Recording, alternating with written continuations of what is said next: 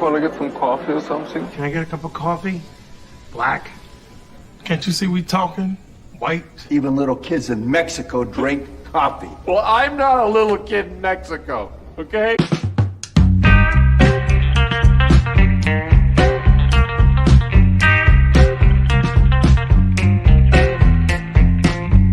That is the best coffee I've ever tasted. A damn fine cup of coffee. You want a cup of coffee? No coffee.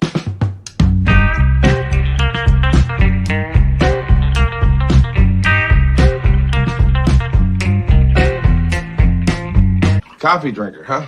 Maybe we can grab some coffee? Coffee! Coffee, coffee, coffee, coffee, coffee!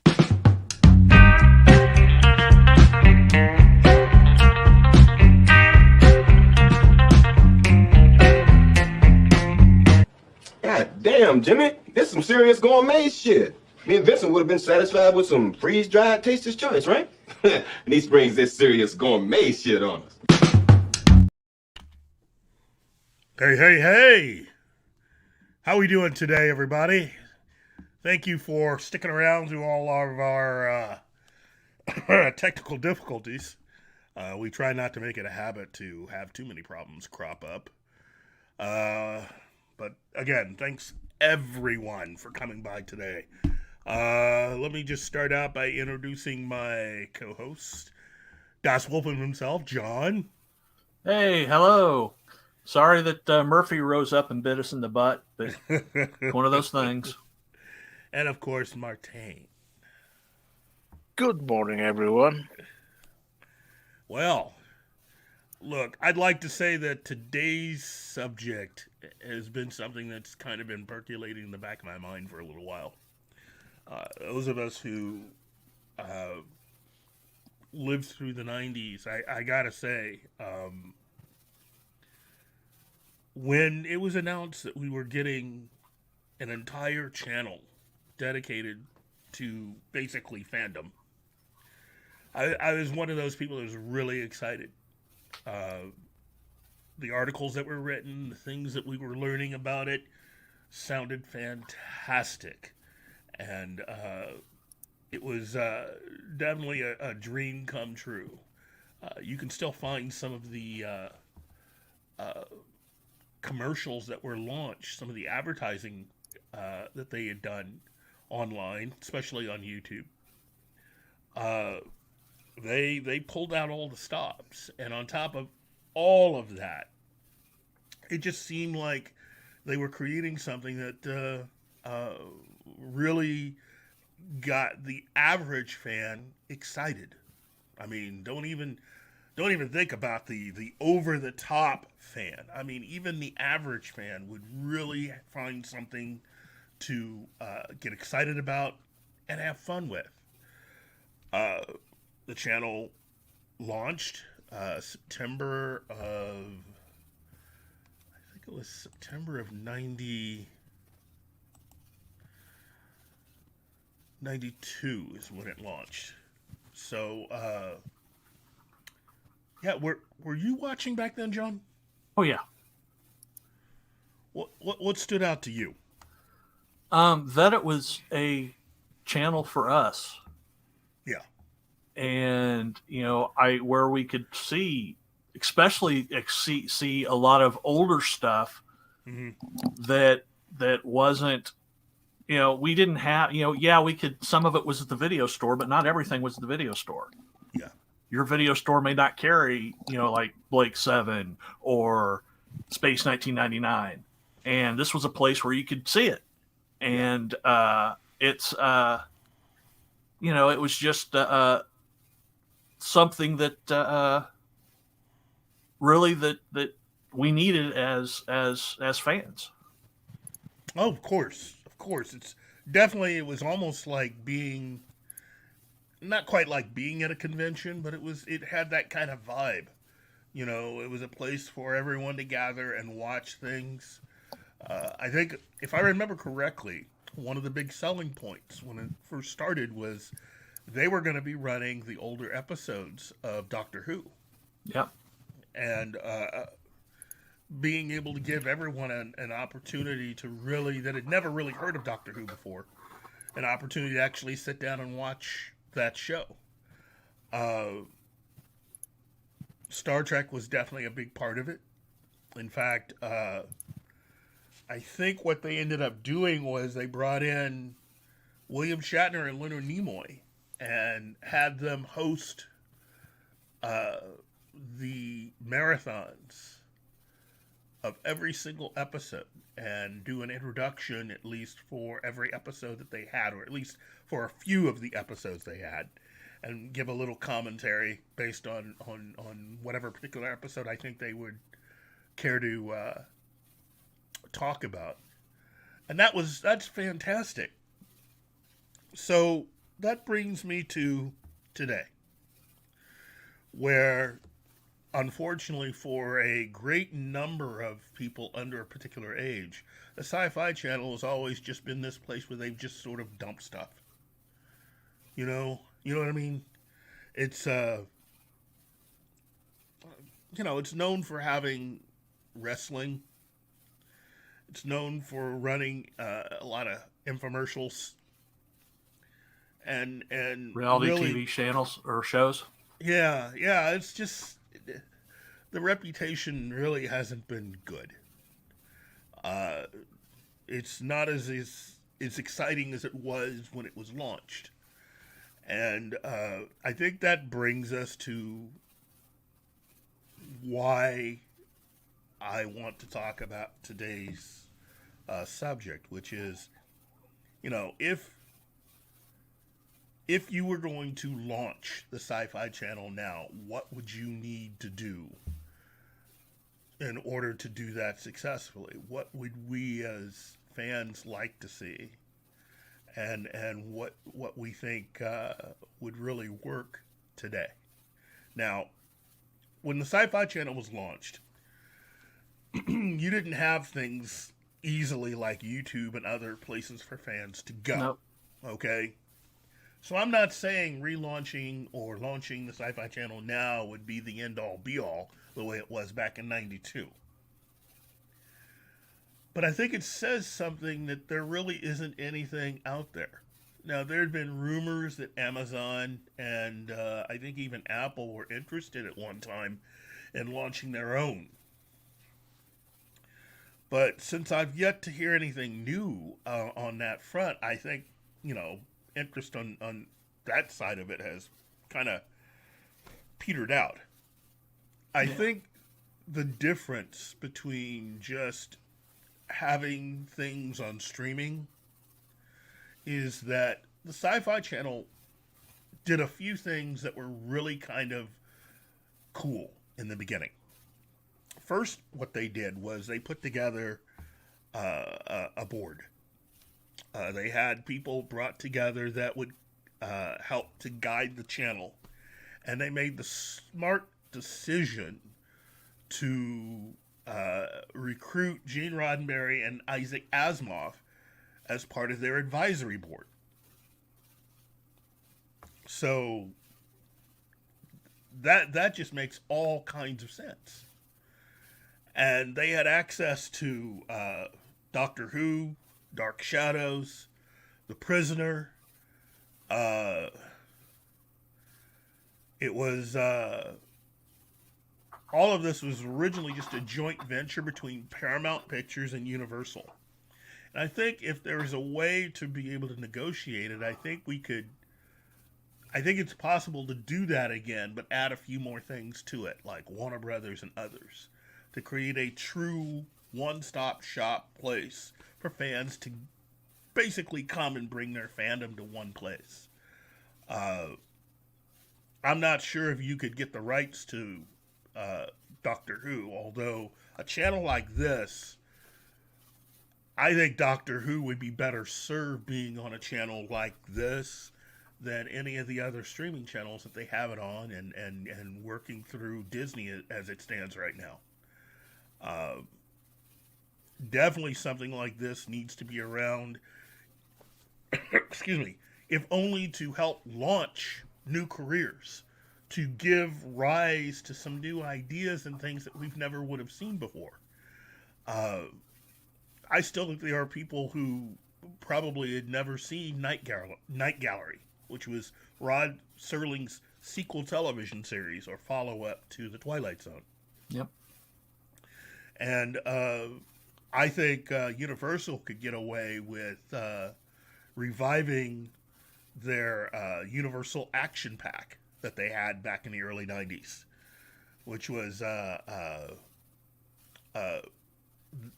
was how they brought us the Hercules movies that eventually became the Hercules television series with Kevin Sorbo. And I think you could get away with that and the Knight Rider series that was kind of strange in my opinion. I mean, it was more or less like they took the idea for Knight Rider and combined it with Mad Max. Yeah. Yeah, I don't know what they were smoking back then, but you know. Well, yeah, go ahead. I was gonna say Sci-Fi Channel had as SYFY, not the original science fiction channel, had an opportunity a few years ago to start turning it around. Yeah. Because I mean, they had The Expanse, they had Dark Matter, they had Killjoys. Yeah. And suddenly, within a couple of years, you know, they didn't renew The Expanse, so it went elsewhere. They didn't renew, you know, Dark Matter, and it ended, and they didn't renew Killjoys. And you know, it looked like they were starting to get their groove back, and they just lost the ball. Yeah, I personally believe that at that time, I don't think it was, while it may have seemed like the Sci-Fi Channel was wanting to be better and try to improve, I think they were already gone by that point, even when they were introducing all of that. Let's see, the Canadian version of Sci-Fi Channel was called, and I think it's still in existence, because oh man, I can't remember the name of it, but they had their own version of it, and it, as far as I know, is still going to this day. Isn't it Sci-Fi, eh? Something like that. Not quite, you know. Oh man, I can't remember. Wolverine says Crave. No. That's a good guess, but no. It was called. Man, see, of all the times not to have Paul Chato here. Yeah. Oh man. That's gonna bug me. I'm gonna have to look that up eventually. Anyway, there is a Canadian version of it, which was responsible for launching several shows and financing several shows. And that's the other thing about the Sci-Fi Channel, from when it was the Sci-Fi Channel to the SYFY Channel. There are some of us that are old enough to remember when it was still Sci-Fi as in SCI rather than SY. And that's really what I'm talking about. When it was just the Sci-Fi Channel, SCI-FI, there was a lot more creative stuff placed within it. And while you did see opportunities every once in a while to go a different direction, for the most part, you know, it's just never really the same. I mean, the Sci-Fi Channel effectively, the American version of it effectively just wound down. It ground to a halt almost. And I think its corpse was being allowed to appear to be doing something by having all this Canadian material come over and keep it alive. Yeah. That's the reason why Sci-Fi Channel first started. One of the things that they had done was to make a deal in having a lot of their programs made for the Sci-Fi Channel. They're actually shot in Canada. That's the reason why Battlestar Galactica was shot up there. And you had, excuse me, you had, of course, Stargate, when they purchased it from Showtime. was eventually moved up there. But that was a whole thing with NBC Universal, really. There was one show that I think was a nice cross between everything, and that was there. Do you remember the name of the first Sci-Fi Channel hit series? The one that Sliders? they actually. Nope. Sliders was this is an original show. Sliders was a show that they had taken from Fox Okay. and placed onto the Sci-Fi Channel and created brand new episodes for it. But what was the first original television series launched on the Sci-Fi Channel?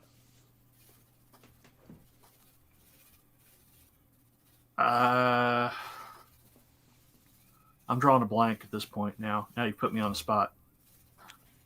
Okay, I can tell you. Well, Martin, do you know? Nope, not really. Okay, it was The Invisible Man. I Really? barely remember that.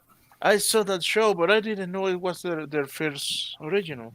Yeah. In fact, it was the only one, it was the first one, really, that they actually spent money on creating ads, running advertising in all kinds of magazines.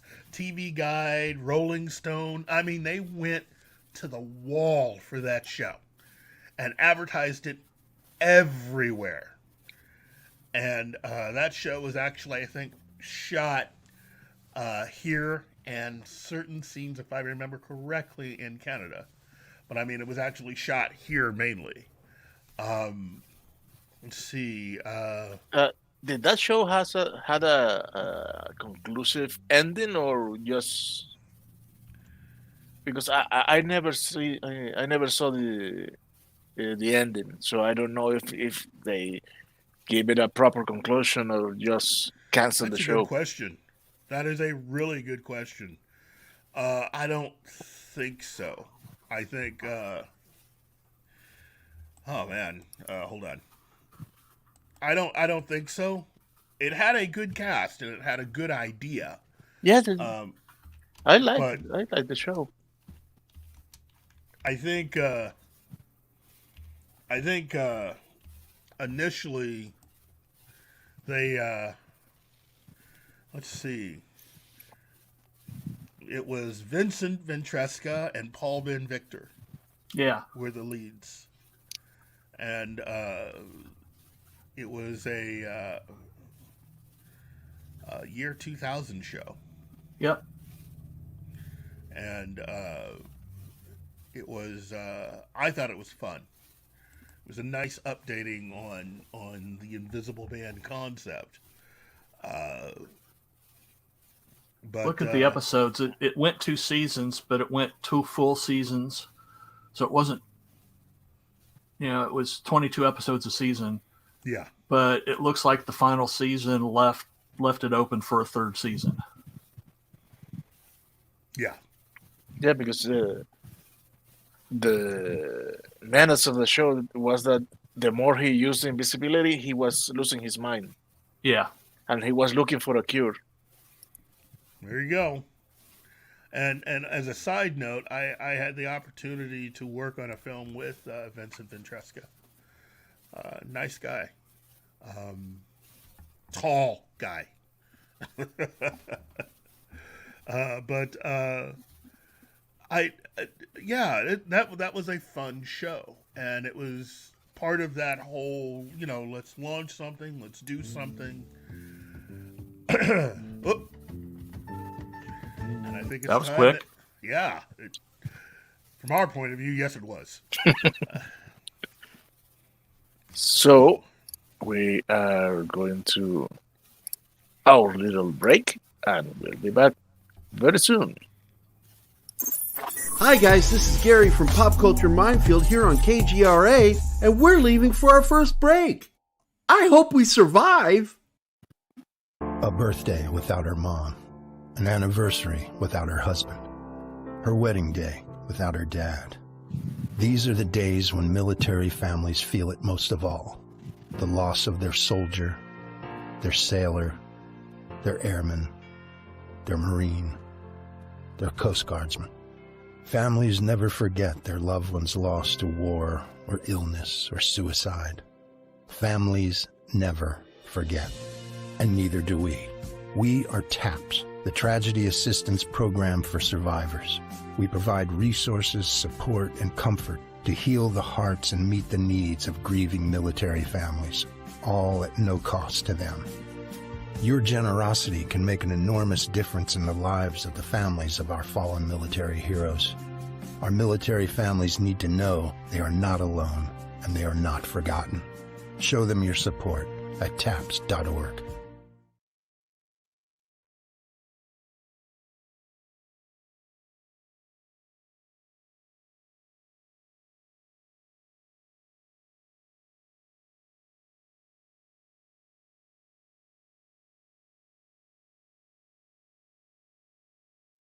Are we alone in the universe? The most important question facing humanity is on the verge of being settled, once and for all. The Mutual UFO Network has been at the forefront of this journey for nearly 50 years. Our members worldwide are dedicated to the research, documentation, and awareness that will shape the future of humanity. Won't you join us?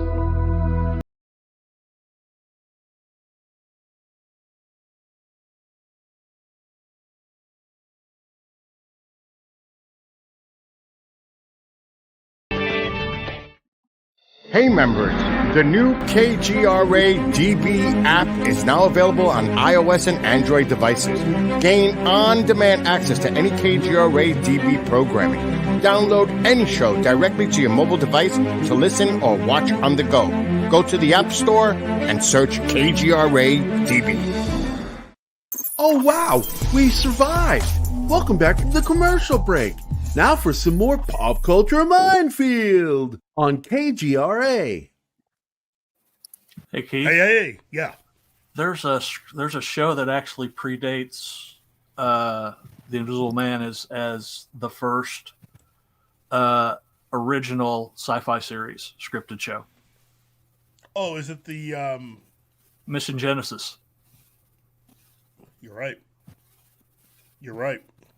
That came on their very first year on it was 97. Yeah. Good job, I'd forgotten about it too, but I do remember now that I looked it up and I looked at it. It was Nicole DeBoer's first show. Yep. Oh, she was also, I think, in the Cube. I think she may have also been in their first made-for Sci-Fi Channel film too. Well, I guess it wasn't her first show, but it was the first. I guess the first. No, because she was in Forever. I guess her first. No, her first show was Beyond Reality that she was on more than one episode of. Mm-hmm. Anyway, so I knew it was an early show of hers. Well, hold on. Let's just go to the chat because everybody's in there and they're doing their thing. So let's see. Well, first we have this one. Okay. Who here watched season 3, episode 1 of Picard? Rob Burnett was right. I really did enjoy it. It's so much better than season 1 of Picard was. Sox Bulletins. Yeah, I hope to eventually be able to get around to watching it, and hopefully I will enjoy it. That's the only reason why I'm going to give it a shot is because of my other brother, Rob Burnett, suggesting that we watch it. And I have learned to really trust the man. He's good people. Good one. Let's see. Look at this. That's what I've been hearing. That feels the same, but I don't know. Watching episode 1 of season 3 of Picard, it made me feel like the old days of watching Next Generation. I really like this. Well, there you go. So that's one convert. And Socks, I'm feeling you on that one, but I've yet to sit down to watch it myself. So I will be doing it. Wow. Anyway, let's see. Monkey Jeebus says Neurotic loves Picard season 3. Okay. And it might actually be. He might. RMB might actually be right. They might have actually got their head out of their butts for a change. Well, mainly because everybody that was causing problems behind the scenes were off doing other things. So, Monkey Jeebus says nerd stuff is too valuable to put in one place. Normally, I would agree with you, but I think having a one-stop shop is helpful. I know it doesn't. I think it seems counterintuitive given everything we have going on nowadays. But part of the reason why I think fandom has fractured is because we have no place where we can all just sit down and enjoy stuff together. You know, Wolverine 626, Universal's Action Pack. See, I thought I was crazy. Yes, Wolverine, yes. Let's see. And then Slasher Fred says one of my favorite on the Sci-Fi Channel I used to watch was a show called Trailer Park, and they would show old classic trailers.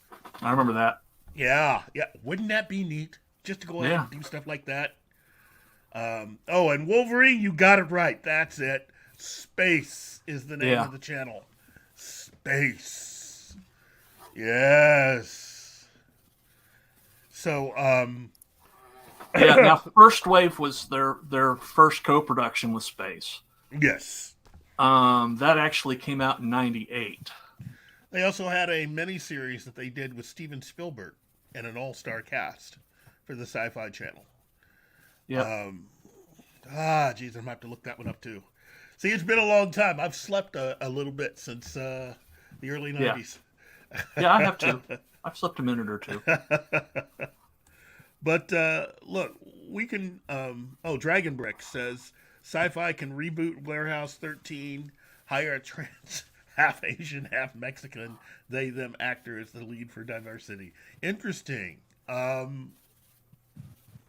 I believe I'll pass on that particular property. Yeah. One of the co-creators of that show is actually someone who comes from Buffy the Vampire Slayer. Let's see. Wolverine 626, Canadian Sci-Fi Channel is CTV, Sci-Fi Channel, formerly Space. I thought Space was a much better name, you know. Let's see. So let me ask John and Martin and all of you. Let's just say that we were tasked with bringing this back in some form or fashion. What do you think is the most important top 3 things that you would want in this new version of the Sci-Fi Channel if we were bringing it back? So I'm going to start. A real news and information show, given resources that can keep everyone up to date on the real news of everything that's going on with anything that fandom would care about, along with a list every week of all the upcoming conventions coming up within the next 3 weeks, which is kind of like what they were doing before. Have that attachment, keep information out there. Now, I know, again, I get it. That's what websites are for.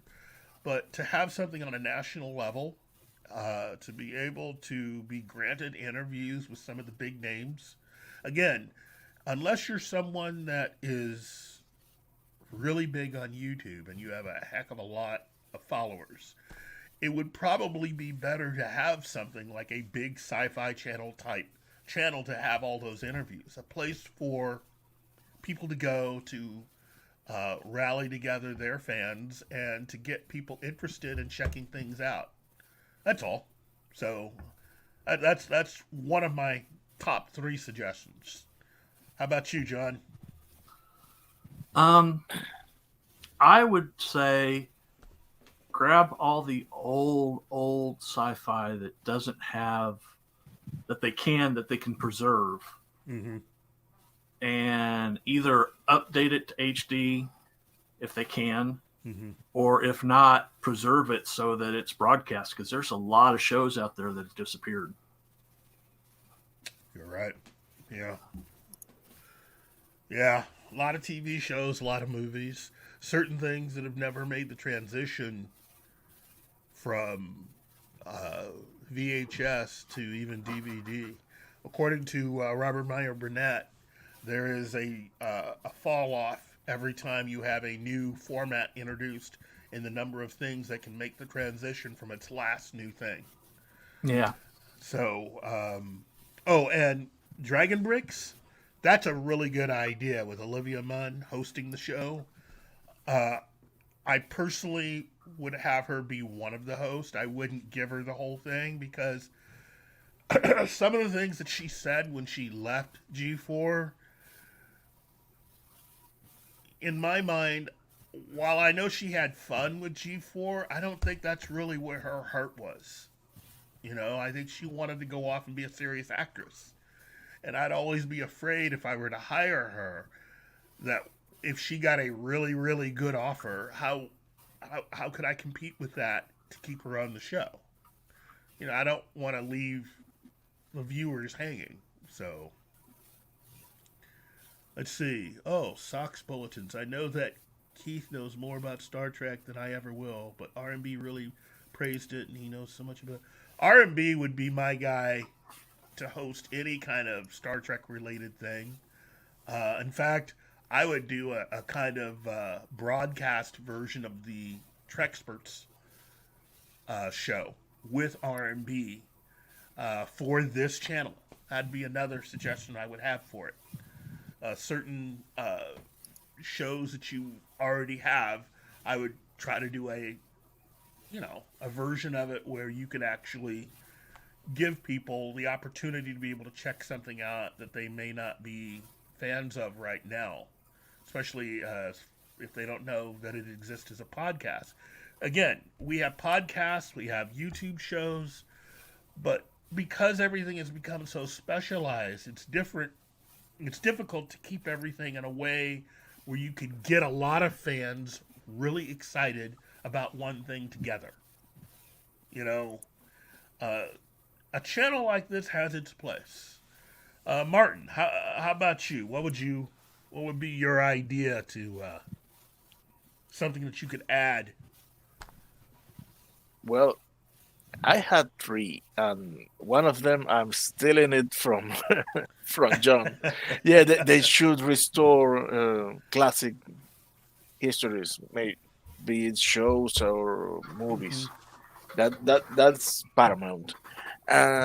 Second, I would like to if I were running the thing, I would compile a list of great sci-fi shows that were never finished and remake them in order to give them a proper finish. Wow. And third, I would like a documentary series that talks about the real science that inspired the sci-fi, the science that we see in the show, and vice versa. How concept that has been in sci-fi has inspired real science. That's a good idea.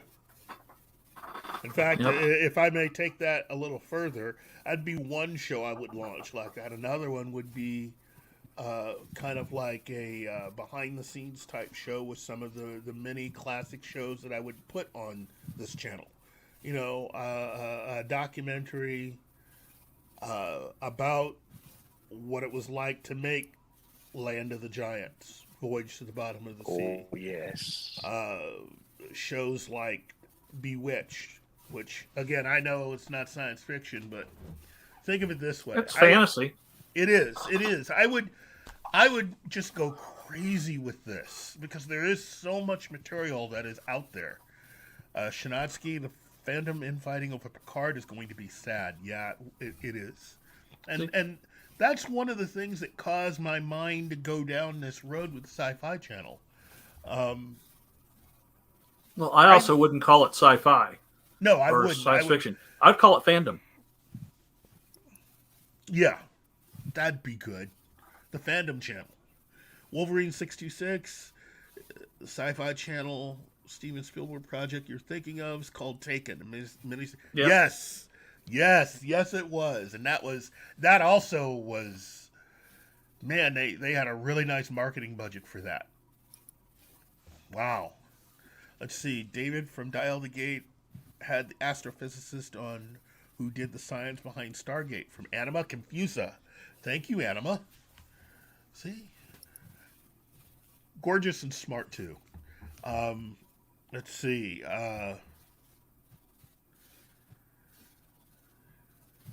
There's a lot of stuff in there. Here we go. I would also like to see about staging mini reunions of cast of certain TV shows if they're still alive. I'd also like to. The thing about having a channel like Fandom would be you could actually do things like celebrate certain dates that have kind of fallen off a bit. Certain personalities, like, for instance, Irwin Allen. And so you could have an Irwin Allen week leading up to his actual birthday. So you would show a lot of his hit television shows and movies. So you... Ray Harryhausen week preceding June 29th. That's right. Or even the William Shatner and Leonard Nimoy week, because both of them were born 5 days apart. Same year, same month.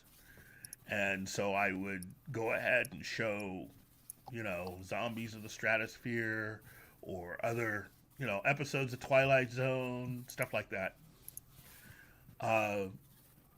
But you see what I mean with that. It's something to a lot of younger people don't know. And this would be a great and very entertaining way to get them to learn, to catch them up, and this is going to be hard for some of you out there to hear, but you might even have to do that nowadays for Buffy. I know, but it's been a while. It has been a while. And I could see actually even coming up with a Saturday morning schedule where you would schedule all of the really cool cartoon series. Yeah, bring back Saturday morning. Oh, see, it'd be great. Just think of it that way. It'd be fantastic. You would have you'd start out with a whole grouping of cartoons. Johnny Quest, even well, I was gonna say even the Planet of the Apes cartoon that they had. But you got like all the Hanna-Barbera stuff, like Space Ghost and Herculoids and OG Space Ghost, the non-comedic not stuff. Space Ghost Coast to Coast. No. Yeah. Oh, I love Coast to Coast. There's nothing wrong with Coast to Coast, but I mean there was Space Ghost before Coast to Coast. I know. And there's a lot of people that probably remember even less about that than they do of Space Ghost Coast to Coast. So I think it's time to do that. But I would, all day Saturday, I mean, going right up until like 1 in the afternoon, nothing but solid block of cartoons from different sources. Yeah. Different eras. And even throw in some live action stuff like Sigmund and the Sea Monsters or Lidville or stuff like that. Just make it totally cool. And yes, some of this stuff, I really do believe that certain people working in television in the late 1960s, early 1970s, were probably drinking a lot or doing drugs. But there was a lot of acid taken for we're being raided. The Sid and Marty Krofft offices. It's a fat raid, everybody, from Fat Steven Seagal. Hey, Fat Steven, why don't you come on the show? I'd like to get your thoughts on this. Because Fat Steven has a lot of really cool ideas. Plus, he's one of the biggest up-and-coming stars on here. Trippin' Orc. Hey, everyone. Hey to you, Trippin' Orc. But no, I would do a whole documentary about DC Comics and another one about Marvel Comics and go ahead and show all their cartoons. Heck, that's what I would do on Sundays. Sundays would be DC Marvel Day, and you just show their cartoons. Well, I would bring back the old, like they had like the host had like the creature feature type stuff. Oh, that's Friday evenings. That's Friday nights. That's late night. Yeah. Yeah. Wow. They need to have because I know Kansas City at KCTV5 used to have something called Monster Week in the afternoons. Yeah. And they would show like Godzilla and Gamera and all sorts of monster movies. And that was, I'd rush home from school every day to make Ladies it. and gentlemen, here he is, straight from, where he originally comes from. I ended up doing a stream because I need to do thumbnails. So if you hear clicking, I'm doing thumbnails. So you asked me to come on. So what is it you need me to save you for? And hi everyone from my stream that is here now. I am not cheating on you. Well, look, we're talking about if we were given the opportunity to bring back the Sci-Fi channel, and John came up with an interesting name for the new version of it called Fandom. What would be something that you would launch on that channel that you think would be really good for people to watch? Well, first things first, I would bring back the normal lineup of maybe Stargate Atlantis, or even give us some repeats of Stargate Universe, followed by Eureka, then Sanctuary, and then I would go into other series that got canceled and do like the one season spinoff a week. You know what I mean? Like, so you would do like, let's say if it's a set, like some series that deserve more than one season should get, honestly, just a replayability. Like sci-fi doesn't always have to be about fandom. The fandom can also you can hit the nostalgia bubble of shows that were missed or people don't know. I wouldn't suggest Sir Arthur Conan Doyle's what was it, The Lost World? That bored the shit out of me, and it still bores the shit out of me. No offense, it does. But things like Eureka should have a comeback so people can actually experience his stuff that they might have missed. You can dive into that, bring back Smallville. And then on the later half, what you could do is start diving into more sci-fi cartoons. Bring back Star Trek, the animated series. Start diving into like even putting Rick and Morty or stuff like that on, even though with all the controversy, it might not work. TNG, but I would start with DS9. Literally dedicate a day even to Trek Tuesdays, and just like they used to do this on the Canadian version of Sci-Fi, where it'd be like they would have 3 different Star Treks play different episodes that day, but they'd have on repeat. They'd have their normal schedule. There's a bunch of stuff they could do. I just think when they say sci-fi, you're limiting yourself to one category. Fandom, what John was saying, is a great point, and that's the only compliment you're getting this year. But there was that I couldn't understand that. I can't speak Canadian, I'm sorry, I couldn't understand you with the broken power supply.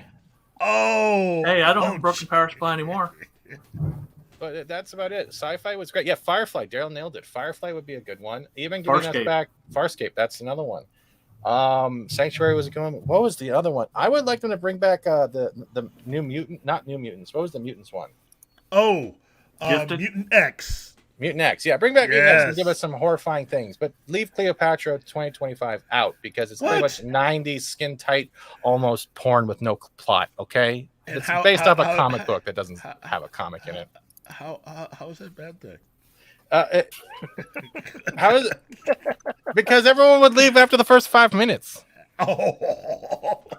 We could save that for late night and do stuff like Barbarella. Yes, and Sequest.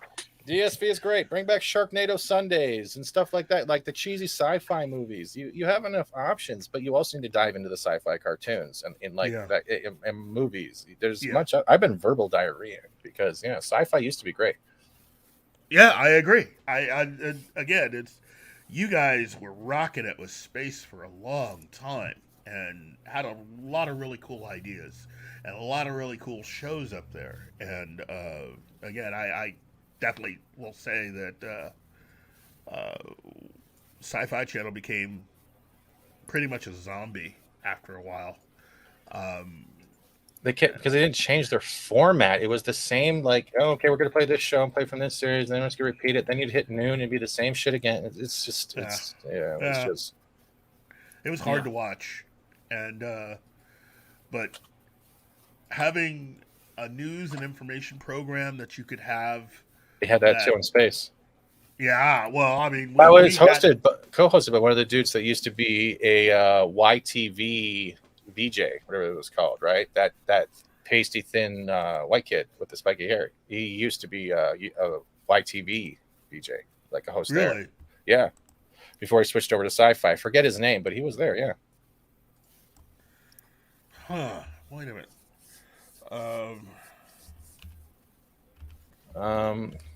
What was that? That was oh man, Sci-Fi Buzz was the name of the show. AJ Fry, I think that's his name. AJ Fry was a YTV host. That's Canadian television, and he then eventually was doing this stuff for space, and he was doing like the interviews and the informational shows. I think that was it. Here in our country, they had a show called Sci-Fi Buzz, hosted by Mike Jarek, and they had on people like Harlan Ellison was allowed to contribute segments, which to this day, I mean, that'd be the only thing about relaunching a channel like this. I would miss having someone like Harlan Ellison be able to week come up with something new to talk about, and man, he'd have a field day today. I'm telling you. Hey, Jeebus, not every series deserves to be brought back, i.e. Small Wonder. I will drop something, though. I'm not going to spoil it, but I did watch Picard this morning.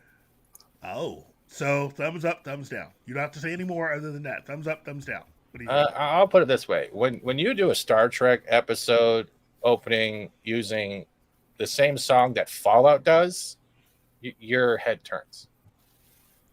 You can tell Kurtzman didn't touch it. I'll leave it at that. I'm not going to ruin it.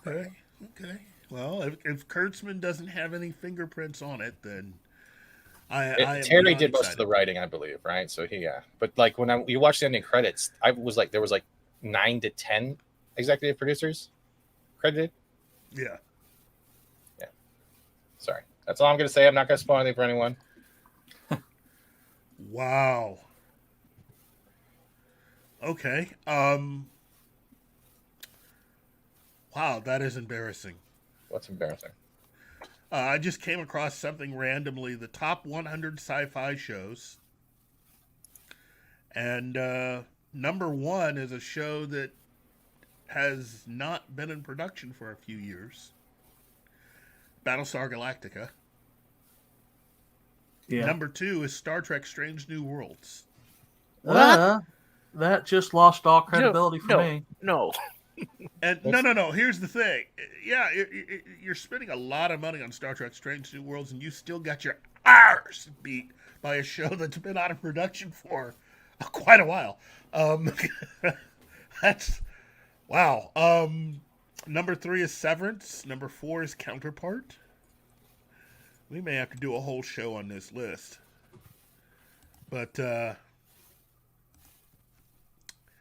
yeah, we'll do one on that. You think that's embarrassing? I got something worse for you. Okay. Let me just share this for you. And people who have been on my Twitter have already seen it. But I cleaned up the image last night before I went to bed because I was having a weird being not able to sleep kind of fit, and then I went through TikTok to find leaks and stuff. Don't judge. Okay. But I found this in one of the leaks or the little things they do on TikTok, and there you go. There's your MODOK. Oh my god. Oh jeez. I already saw that. I'm still gonna go see it today. Okay. Yeah. Humpty Dumpty is now in Marvel. Yeah. Oh jeez. You know what? More power to you. You know, I'm not really that motivated to go see this movie. I'm not saying I hate it or anything. Keith, if one of the secret scenes are true, I'm not going to spoil it. And the character they brought in one of them, you might. And do you want me to type it in private chat? Sure.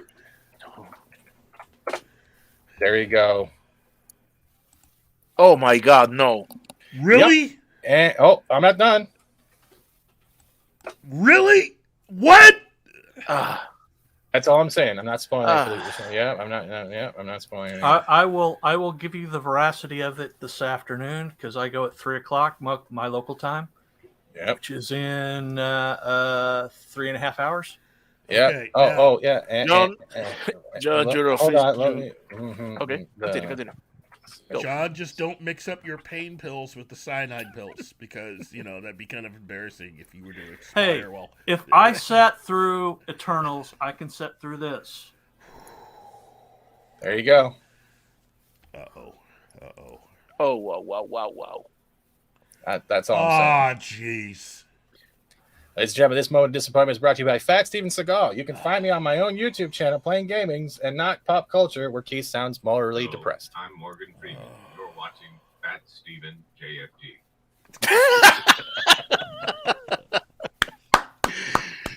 John, you have our official kamikaze. Well, listen.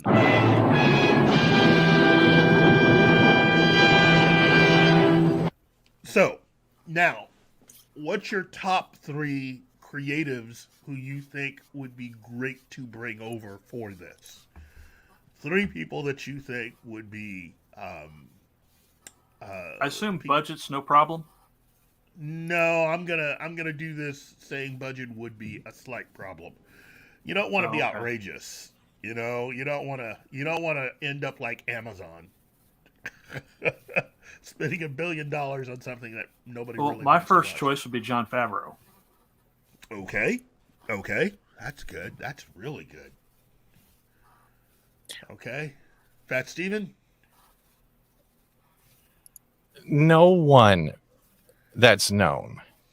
Okay. Fresh talent that actually gives a crap about the franchises and fandom. Okay. There is no name for that one. We don't need repetitive names. We need a fresh view that has the same love. Guys. Yeah. No, I'm sorry. No. Mind fart. Oh, okay. I'm not familiar with that person. For me, I mean, I would offer a certain someone. I'd offer the opportunity to create one TV series with the caveat that if he F's up again, we'll shut him down and he'll owe us money in the end. I would give an opportunity to Alex Kurtzman's ex-partner. That's who I would. I was worried you were going to say Josh Whedon there for a second. Josh, really? Who do you think could actually work with Josh Whedon again? Anyone's still locked in that closet. Oh, jeez. Not Cyborg, that's for sure. Look, I will say this: Joss Whedon is going to take a while before I could see him doing anything. He could still make money being a script doctor, which is technically what he was doing before. But I think it's going to be a while before anybody offers him anything. So, wow.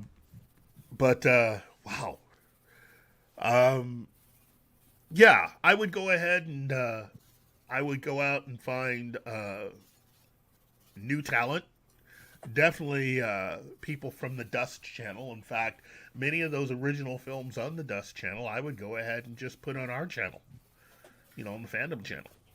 Or give them a budget and expand them into full-length features. Look right at you. Look at this guy. Look right at this guy. I can't. My screen's not big enough. Oh, jeez. I'm crushed. So is your chair. Ouch! I'm sorry, John. Remember, I've already gone through 2 chairs, so you How can throw dare that back. you! Oh my God, Martin. Anyway. Retard alert! Retard alert, class! Now you're just copying me. Well, sorry, John. I couldn't help myself. It was open like a Denny's. Well, now, what would be something different, something new that you could launch on this that has not been seen before? Well, the rest of Stargate universe. Okay. I would look at some series, book series, or comic series that haven't been touched. For example, the Honor Harrington series from David Weber. Uh-huh. American Gods. Give us some more of that. Oh, yeah.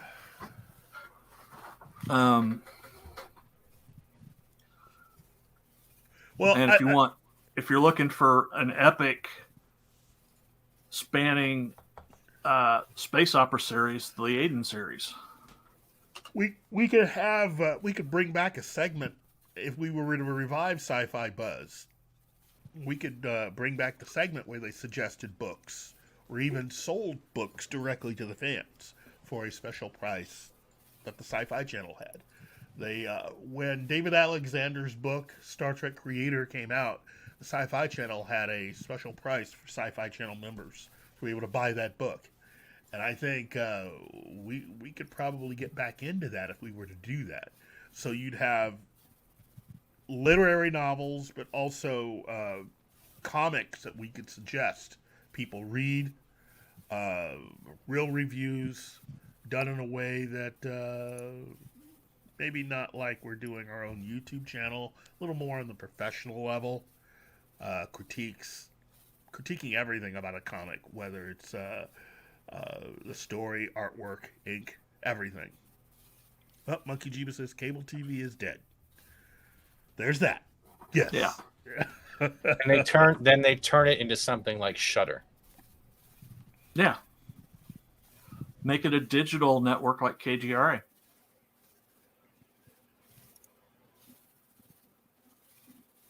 That may work.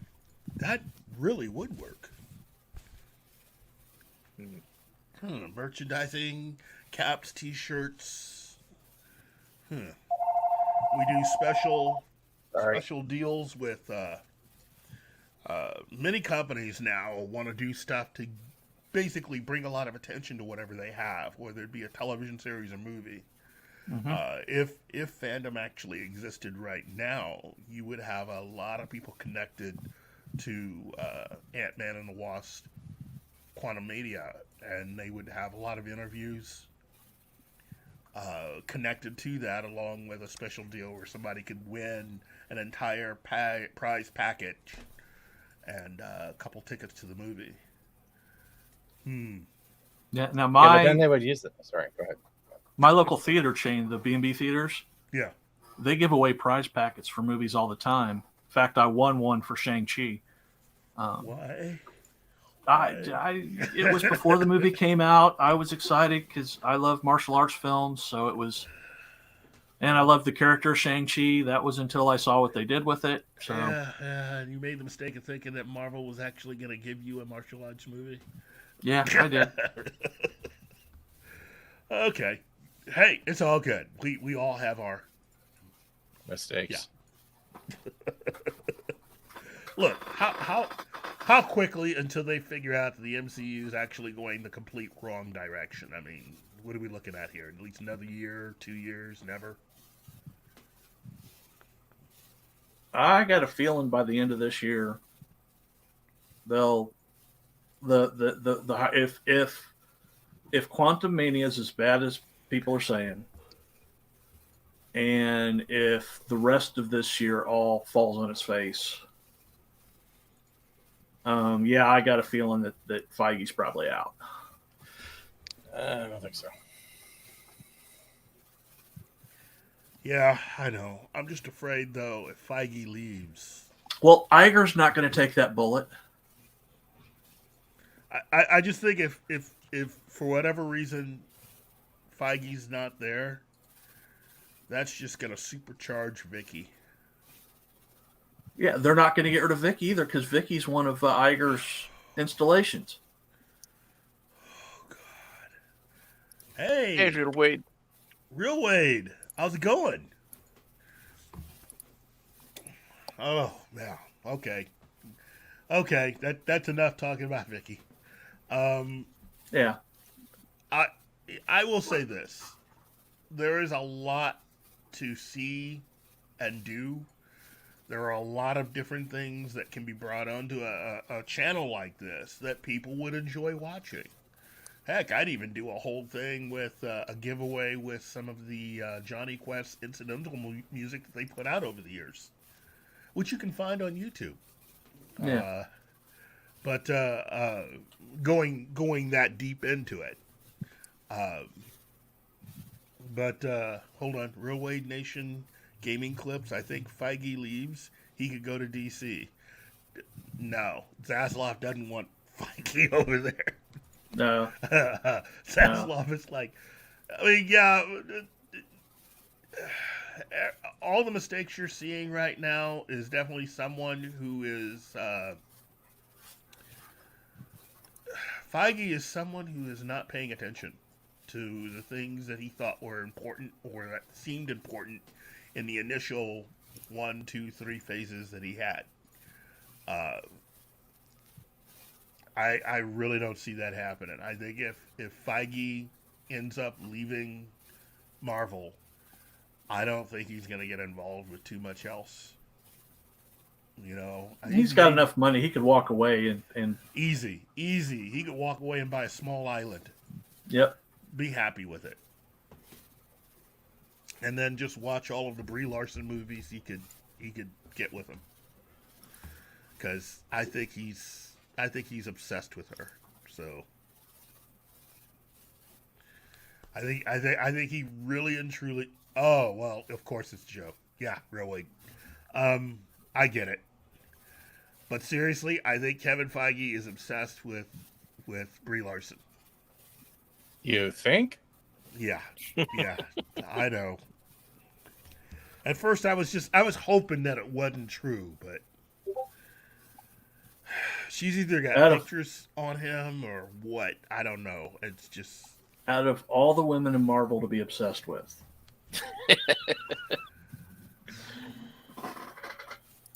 Yeah. I don't know. Maybe Feige's secretly a sadomasochist. I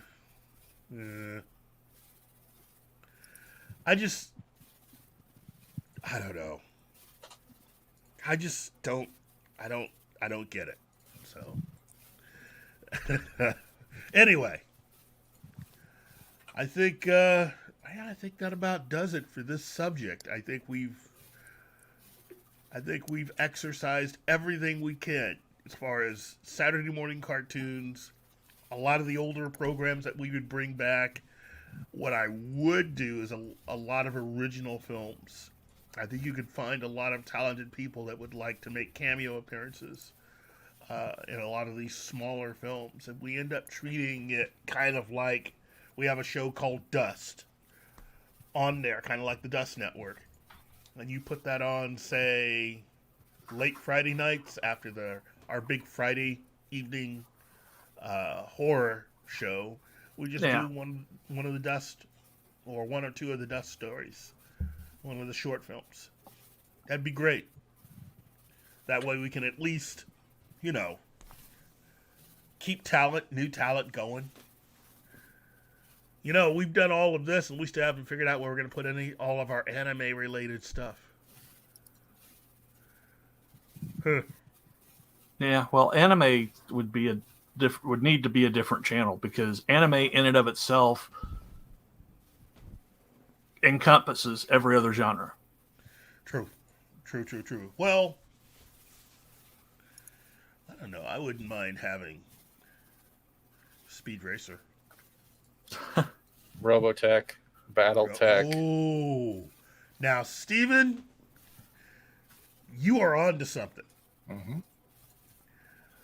I think if we were doing this, Robotech would be the way to go. What? What's that look for, John? Or you don't even have No, to no, do Robotech. I was looking at something else. Oh. You don't even have to do that. What you can really just do at the end of the day is give some guy who cares about the franchise and just give us a good Mech Warrior series.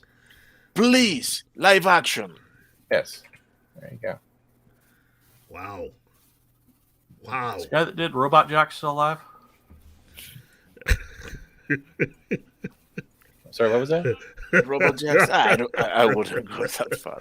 It looked good for its time, but no. I was making a joke. Okay. Not Word that I me don't for a like moment. the show or like the movie. But yeah. Yeah, please, if you haven't seen it, go watch it. It's a fun watch. If you like giant robots smacking the shit out of each other. Come on, Daryl, Lust in the Dust. We're not doing westerns here.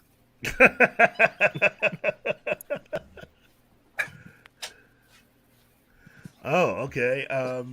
Dragon Brick says anime would need several channels. Now Sci-Fi can be rebranded as Sci-Fi Anime Channel.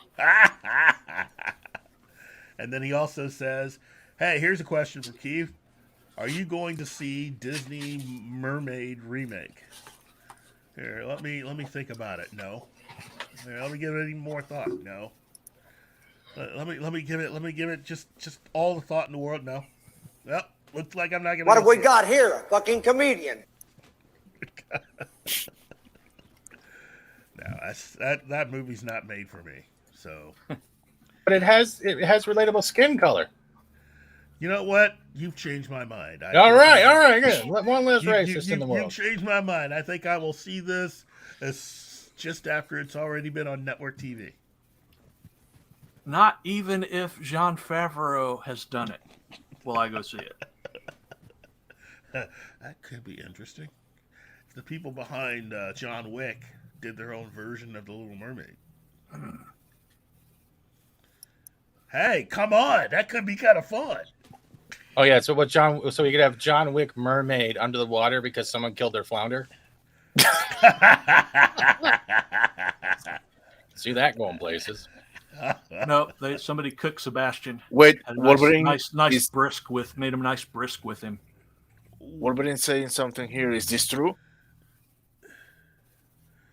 Was what saying? Oh, Susan stepping down. Oh, please be true. Oh, please tell me that's true because she's ruined YouTube. Wow. Hold on. Yeah. Susan. Yeah, we're gonna have to check on that one. Susan Wojcicki says she's stepping down. Breaking news, everybody. Wow. Well, we don't know who's coming next. So.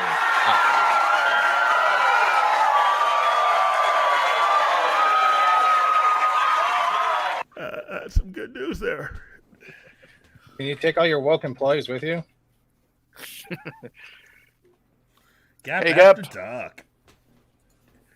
I heard Jodie Whittaker was going Neil to Moyhan is replacing her. Who? Neil Exactly. Mohan. I have no idea who that is.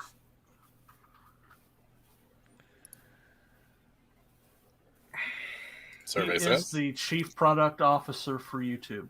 So in other words, that sounds like they're trying to make it YouTube more of a product.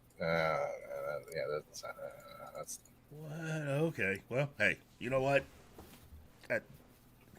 no offense. She's the Kathleen Kennedy of YouTube. I'm not gonna lie. Yeah. There'll be some dancing in the streets.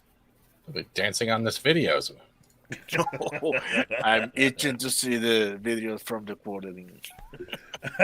Susan, I will miss you. By the way, where the other 1 million subs? Let's see, Gap After Dark. I'm talking about Little Mermaid, Doctor Who. I get that. Seriously, but come on. Come on, Gap. Got to give that one to me. If you mixed Little Mermaid with John Wick, that might just be the formula right there. They don't have that creativity. they don't.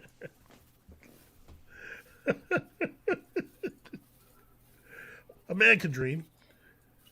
No one dreams in Hollywood. What are you talking about? Except for Tom Cruise and Top Gun. That's about it.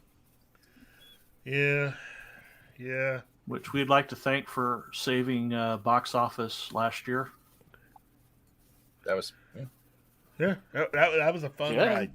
That was definitely a fun ride. Which he'll do again this year with Dead Reckoning Part 1. That's gonna be so good. We need Cavill. We need more Proud Family. That's what we need. More Proud Family.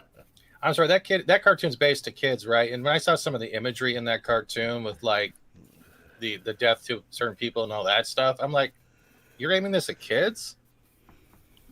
That Proud Family is a prime example of what not to put on Sci-Fi Channel. Well, I think it's more along the lines of a lot of the more recent stuff because that's a revival. The same way they had the Animaniacs revival that was... I forgot to watch it. Let me just say this. That Animaniacs revival, that was tough to sit through, man. Yeah, it was horrid. Just like Bird Girl was. I think all of them should take a page out of the book that was pretty much what they did for Beavis and Butthead, because that Beavis and Butthead revival rocks. I have an idea. Okay, let's hear it. Give us an animated version of Sequest DSV, but with C-Lab 2021. No, you style. lost me there. No. Look at C-Lab 2021. Look at the comedy there. I still watch that series. Adult Swim is fantastic. I want my Sequest. I want my Sequest to be serious, not. Have you seen the last season of Sequest? It did not go serious, bro. I know it did. That's the problem. Okay, so then you can make a parody of it because parodies are still successful. Not Lower Decks, but Sequest DSV with a C-Lab 2021 style animated will be great. I honestly think it has something there. Monkey Jeebus says you may be right, Stephen, but I still prefer a remake with a serious tone and live action. Yeah, because we've had so much good live action remakes coming out. Yeah, I'll take your. Sorry, Martin, but come on. I'm not saying that this Bosus has the one to do it. That's like saying Disney is coming up on top. Dude, did you see the title of the stream? This is wishful thinking. This is what we would do. The Sci-Fi Channel has gone off the rails. How could it be better today? Where do you see wishful? Yeah, wishful thinking. How we could do it better today. So Let's see. Monkey Jeebus says everything we are talking about already exists. It's called Amazon Prime. Yeah, you know what? They should just go ahead and give me $1 billion to do a TV show. I mean, come on. I mean, you've already thrown that money at. Give me 1/10 of that.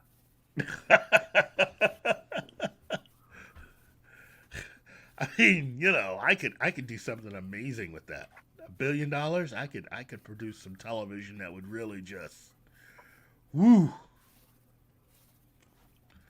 But hey, you know. Anyway, I just think that as much as wishful thinking goes great and coming with ideas of what ifs is great, it's at the end of the day, it's not up to us. It's up to a new generation of Hollywood and media to actually get off their asses and given a chance to create something. That's the main goal here. There's no creation. There's only remakes, rehashes, and reimagined visions. And at the end of the day, you can put all the visions and remakes and reimaginations into anything. You're still just self-inserting your own ego and ideologies, and that is what's killing everything. And then when it doesn't go your way, you're slapping every fan and criticism in the face and calling them names. This has been the ongoing trend for, let's say, the last 5 to 10 years, and everyone's sick of it. Star Wars is dead. I'm going to say this. If you still enjoy Star Wars, congratulations. It is dead to me when it comes to how I look at the OG trilogy and how things have failed. When it comes to Star Trek, right now with Kurtzman has created a Bane Venom distaste for even the Picard season 3. And people are out there trying to cause segregation, going, if you support the season 3, you're just a traitor. You don't have that right.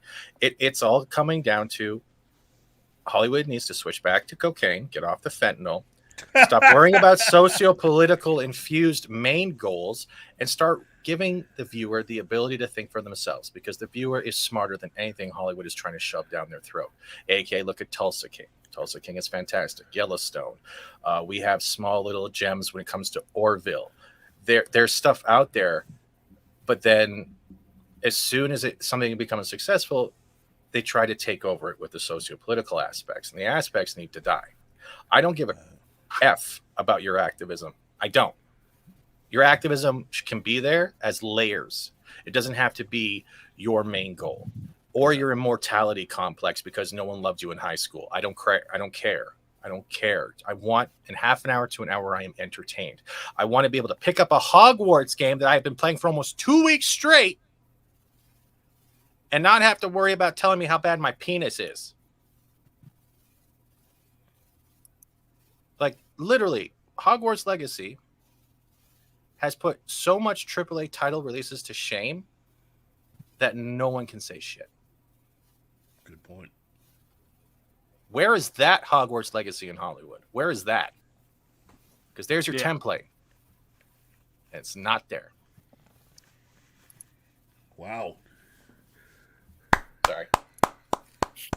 Hey, Gap After Dark asks the $25,000 question.